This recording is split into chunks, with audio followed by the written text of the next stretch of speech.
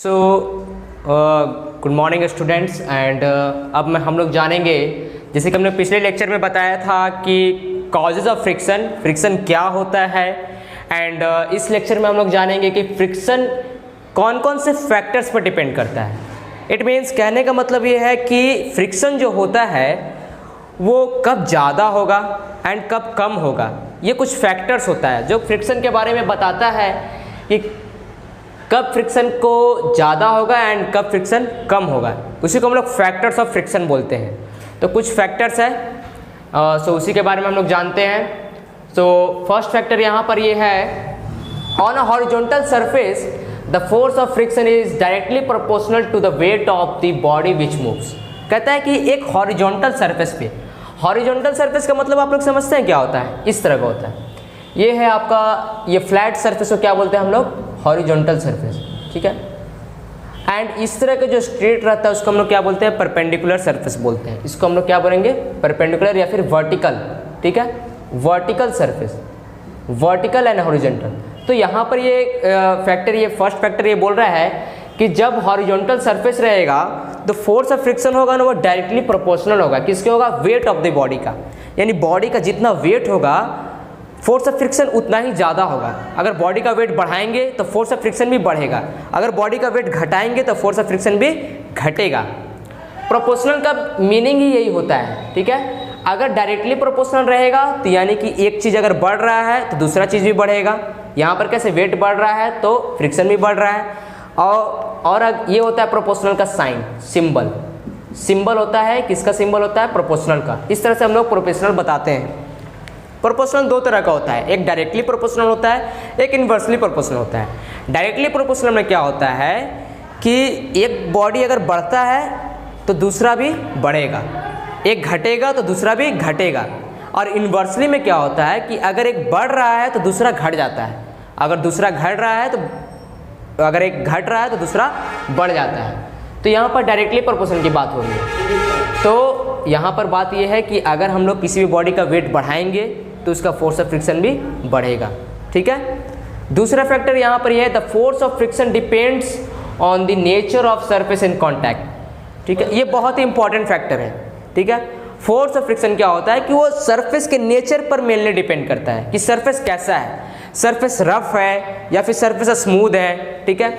अगर surface smooth रहेगा तो फ्रिक्शन क्या होगा, कम होगा, ठीक है, बहुत ही कम अमाउंट में, लेजर अमाउंट में फ्रिक्शन होगा, ठीक है। अगर सरफेस ज़्यादा रफ है, ठीक है, तो फ्रिक्शन भी क्या होगा, बहुत ज़्यादा होगा, ठीक है। सो स्मूथ सरफेस का आप लोग एग्जांपल ले सकते हैं, mirror, mirror is very smooth surface. Tiles, tiles भी आपको देखने में लगेगा, जो मार्बल होता है वो भी आपको देखने में लगेगा कि स्मूथ है, बट वो टोटली स्मूथ नहीं होता है, उसमें भी रफनेस होती है, ठीक है, बट रफनेस कम होती है, इसलिए वहाँ पर फ्रिक्शन भी क्या होता है, कम होता है, ठीक है। सो जितना ज़्यादा सरफेस रफ रहेगा उतना ज़्यादा फ्रिक्शन बढ़ेगा, जितना ज़्यादा सरफेस स्मूथ रहेगा, स्मूथ मतलब चिकना, उतना ज़्यादा फ्रिक्शन कम होगा। रफ मतलब क्या, रुखड़ा, ठीक है। The force of friction does not depends on the area of the surface in contact. कहता है, ये बहुत इंपॉर्टेंट पॉइंट है कि जो फोर्स ऑफ फ्रिक्शन होता है वो कभी भी किसी भी सरफेस के एरिया पर डिपेंड नहीं करता है, वो हमेशा सरफेस के क्वालिटी पर डिपेंड करता है। इट डज, तो सिंपली हम लोग ये समझ सकते हैं कि friction does not depend upon quantity, it depend. So hi students, मेरा नाम है सिद्धार्थ और एक और नए फ्रेश वीडियो में आपका स्वागत है, जिसमें आज मैं आपको बताने जा रहा हूँ टाइप्स ऑफ फ्रिक्शन।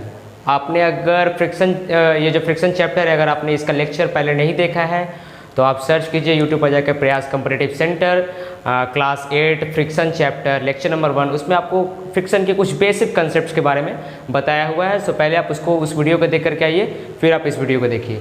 इस वीडियो में आपको मैं बताने वाला हूँ टाइप्स ऑफ फ्रिक्शंस के बारे में, ठीक है। मेनली फ्रिक्शन के 3 टाइप्स होते हैं, एक static friction and rolling friction and sliding friction, ठीक है। फ्रिक्शन के टाइप्स के बारे में जानने से पहले मैं आपको एक और चीज़ बताना चाहूँगा, जो कि है friction, force of friction is a self adjusting force, it adjusts itself. इसका कहने का मतलब ये है कि फोर्स ऑफ फ्रिक्शन जो है वो क्या है, सेल्फ एडजस्टिंग फोर्स है और ये खुद को ही एडजस्ट करता है। एक एग्जांपल से समझते हैं, मान लीजिए एक वुडन ब्लॉक है, ठीक है, आप यहाँ पर देख रहे होंगे ये वुडन ब्लॉक है, इस पर हम फोर्स लगा रहे हैं, ठीक है। इस पर अगर हम फोर्स लगा रहे हैं तो क्या है, वुडन ब्लॉक कुछ ज़्यादा मास का है, ठीक है। तो जितना हम लोग फोर्स लगा रहे हैं, फोर्स ऑफ फ्रिक्शन भी जस्ट अपोजिट उतना ही फोर्स लगा रहा है, ठीक है, और अपने आप को एडजस्ट कर रहा है। ये जो ब्लॉक है, वुडन ब्लॉक है, ये जो लकड़ी का बक्सा है, ये हिल नहीं रहा है, ठीक है। इससे हम लोग ये समझ सकते हैं कि जितना फोर्स हम लोग लगा रहे हैं, जस्ट फोर्स ऑफ फ्रिक्शन भी उतना ही फोर्स लगा रहा है, ठीक है। इसी के कारण हम लोग फ्रिक्शन को क्या बोलते हैं, सेल्फ एडजस्टिंग फोर्स बोलते हैं, ठीक है। अगर हम लोग सेल्फ एडजस्टिंग फोर्स से भी ज़्यादा फोर्स लगा देंगे तो चांसेस क्रिएट हो सकते हैं कि ये जो बॉक्स है वो मूव करना स्टार्ट कर दे। आई होप आपको ये समझ में आ गया होगा। नेक्स्ट थिंग हम लोग देखते हैं टाइप्स ऑफ फ्रिक्शन के बारे में। तो फर्स्ट टाइप है स्टैटिक फ्रिक्शन। स्टैटिक मतलब होता ही है स्थिर, यानी रुका हुआ, ठीक है। इस फ्रिक्शन से आप लोग एक चीज़ यही समझ सकते हैं, वो ऐसा फ्रिक्शन जिसमें ऑब्जेक्ट यानी बॉडी जो हो वो रेस्ट में रहे, ठीक है। The static friction is a force of friction that keeps at object at rest at this stage the force of friction is maximum. कहने का मतलब ये है कि स्टैटिक फ्रिक्शन में एक ऐसा टाइप का फ्रिक्शन है जो कि ऑब्जेक्ट को रेस्ट में रखता है, ठीक है। और अगर ऑब्जेक्ट अगर रेस्ट में रहेगा तो इस टाइम फ्रिक्शन में क्या होगा, वो मैक्सिमम होगा, ठीक है। और जब फ्रिक्शन मैक्सिमम होगा तो इसी केस को हम लोग स्टैटिक फ्रिक्शन बोलते हैं। इसमें एक और चीज़ आपको पॉइंट ऑफ नोट करने की जरूरत है, लिमिटिंग फ्रिक्शन।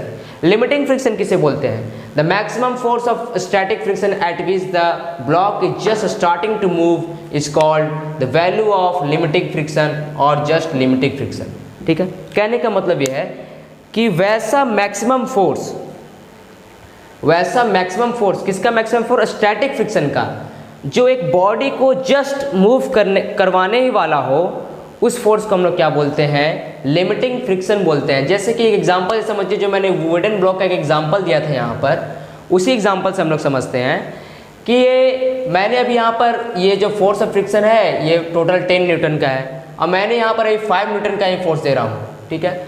तब वो तो चांसेस नहीं है कि ये ब्लॉक हिलेगा, मूव करेगा। जब तक यहाँ पर हम लोग 11 न्यूटन का फोर्स नहीं देंगे तब तक ये मूव नहीं करेगा। जैसे ही 11 न्यूटन का फोर्स देंगे वो जस्ट मूव होना स्टार्ट करेगा, और उसी सिचुएशन को हम लोग क्या बोलते हैं, लिमिटिंग फ्रिक्शन और the limiting value of static friction. इससे आप ये समझ सकते हैं, ठीक है। सेकंड थिंग है टाइप्स ऑफ फ्रिक्शन में rolling friction. Rolling friction simply आप इस तरह से समझ सकते हैं, जैसा कि आपने देखा होगा कि लोग जो होते हैं कुछ भी लोकल एरियाज़ में, वो क्या करते हैं कि गैस सिलेंडर को ऐसे सिलेंडर के ऑफिस से ऐसे रोल करते हुए घर लेकर के आते हैं, इस तरह से रोल करते हुए। तो वो एक एग्जांपल हो गया आपका रोलिंग फ्रिक्शन का। इसमें क्या होता है कि एक बॉडी दूसरे सरफेस पर रोल करता है, ठीक है। एक सरफेस आपका ग्राउंड हो गया और दूसरा सरफेस आपका गैस सिलेंडर हो गया, और वो इस तरह से रोल करते हुए जाता है, ठीक है। तो एक एग्जाम्पल हो गया आपका रोलिंग फ्रिक्शन का, ठीक है। और रोलिंग फ्रिक्शन में जो होता है यहाँ पर आपका फ्रिक्शन थोड़ा कम लगता है, इस वजह से हम लोग रोलिंग फ्रिक्शन को काफ़ी ज़्यादा प्रेफर्ड करते हैं, ताकि हम लोग चीज़ों को, ऑब्जेक्ट्स को एक जगह से दूसरी जगह ले जाने में आसानी पड़े। और आगे हम लोग बात करें तो यहाँ पर है आपका स्लाइडिंग फ्रिक्शन, जो कि एक और टाइप्स ऑफ फ्रिक्शन है।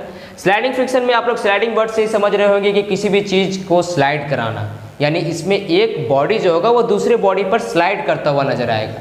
आपने पार्क में देखा होगा, बच्चों के पार्क में, चिल्ड्रन पार्क्स में एक स्लाइडर आता है, उस पर बच्चे स्लाइड करते हैं। वो जैसे एग्जाम्पल हो गया स्लाइडिंग फ्रिक्शन का, ठीक है। तो स्लाइडिंग फ्रिक्शन क्या कहता है, the force of friction between the two surfaces in contact when one of them just slide over the other is called sliding friction. इसको हम लोग काइनेटिक फ्रिक्शन के नाम से भी जानते हैं, ठीक है। तो ये आप एक चीज़ समझ सकते हैं कि वैसा फ्रिक्शन जिसमें एक बॉडी किसी दूसरे बॉडी पर स्लाइड करते हुए मूव करे, उस तरह के एग्जाम्पल को हम लोग क्या बोलेंगे, स्लाइडिंग फ्रिक्शन बोलेंगे, ठीक है। एडवांटेज ऑफ फ्रिक्शन एक हमारा ये नेक्स्ट टॉपिक है। उससे पहले हम लोग ये चीज़ जानेंगे कि कौन से टाइप ऑफ फ्रिक्शन में सबसे ज़्यादा फ्रिक्शन लगता है और किस टाइप के फ्रिक्शन में सबसे कम फ्रिक्शन लगता है। तो मैं आपको ये बताना चाहूँगा कि स्टैटिक फ्रिक्शन में मैक्सिमम फ्रिक्शन लगता है, यानी फ्रिक्शन का वैल्यू क्या होता है, मैक्सिमम होता है। उसके बाद आता है रोलिंग में। रोलिंग में मॉडरेट, यानी कि जस्ट स्टैटिक से कम, यानी कि ये इसमें सबसे ज़्यादा फ्रिक्शन लगता है, इसमें कम फ्रिक्शन लगता है, और सबसे कम फ्रिक्शन स्लाइडिंग में लगता है। स्लाइडिंग में बॉडी इजीली मूव कर सकता है। तो स्टूडेंट्स, हम लोग ये जान रहे थे कि कौन से फ्रिक्शन में, कौन से टाइप के फ्रिक्शन में सबसे कम फ्रिक्शन होता है, यानी उसमें फ्रिक्शन कम लगता है, और किस टाइप में सबसे ज़्यादा फ्रिक्शन लगता है, मैक्सिमम लगता है। तो मैं आपको बता देना चाहता हूँ कि स्टैटिक फ्रिक्शन में सबसे ज़्यादा फ्रिक्शन लगता है, मैक्सिमम फ्रिक्शन। इसलिए बॉडी इसमें क्या रहता है, रेस्ट में रहता है। उसके बाद स्लाइडिंग में, और उसके सबसे कम फ्रिक्शन किस में लगता है, सबसे लेस फ्रिक्शन लगता है आपका रोलिंग फ्रिक्शन में, ठीक है। इसलिए हम लोग इसको बेस्ट वे मानते हैं फ्रिक्शन को कम करने में, ठीक है। एंड इसमें बॉडी क्या होता है, बॉडी जो होता है वो इजीली मूव कर सकता है वन प्लेस से अनदर, ठीक है। तो सबसे कम फ्रिक्शन होता है रोलिंग में, उसके बाद स्लाइडिंग में, और सबसे ज़्यादा फ्रिक्शन होता है आपका स्टैटिक फ्रिक्शन में, ठीक है। आगे बढ़ने से पहले हम लोग कुछ जानेंगे एडवांटेजेस ऑफ फ्रिक्शन के बारे में, ठीक है। फ्रिक्शन का एडवांटेज क्या है हमारे डेली लाइफ में, उसके बारे में जानेंगे। तो ऐसे तो बहुत सारे एग्जांपल है हमारे डेली लाइफ में फ्रिक्शन का, बट कुछ की एडवांटेज मैं आपको बताना चाहूँगा। फर्स्ट एडवांटेज है the application of brakes to stop a cycle, scooter और अ कार etc, ठीक है। ये कहना चाहता है कि जो हम लोग कार व्हीकल्स जो रोड पर चलते हैं उनका रुकना, ये एक एग्जाम्पल है फ्रिक्शन का। ये ड्यू टू फ्रिक्शन ही होता है। अगर फ्रिक्शन अवेलेबल नहीं रहेगा तो हम लोग कार, ब्रेक, जितने भी व्हीकल्स है उसे हम लोग रोक नहीं पाएंगे। अगर व्हीकल्स को रोकना है तो उसमें फ्रिक्शन होना बहुत ज़रूरी है। इसलिए आप लोगों ने देखा होगा टायर में हिल्स एंड वैलीज बना हुआ रहता है, वो फ्रिक्शन को बढ़ाने के लिए बना हुआ रहता है ताकि ब्रेक सिस्टम जो है वो अच्छे से काम कर सके, ठीक है। एंड नेक्स्ट एडवांटेज क्या है, nail and screws hold the wooden bomb wall together due to the friction. जो कांटी होती है वुडन में, लकड़ियों में जो हम लोग मारते हैं, वो भी एक एग्जांपल है फ्रिक्शन का। वो फ्रिक्शन के वजह से टिके हुए हैं एंड वो एक एडवांटेज है फ्रिक्शन का। अगर फ्रिक्शन नहीं होता तो कांटी कब का ही निकल गया होता। हम लोग दीवार में भी जो कांटी ठोकते हैं वो भी एक एग्जांपल है फ्रिक्शन का ही, एडवांटेज है। नेक्स्ट थिंग है the friction between the road and the surfaces of the tyres permit safe driving. If there were no friction between the tyres and the road it would not be possible to stop the vehicle. कहता है कि जो friction बहुत बड़ा important role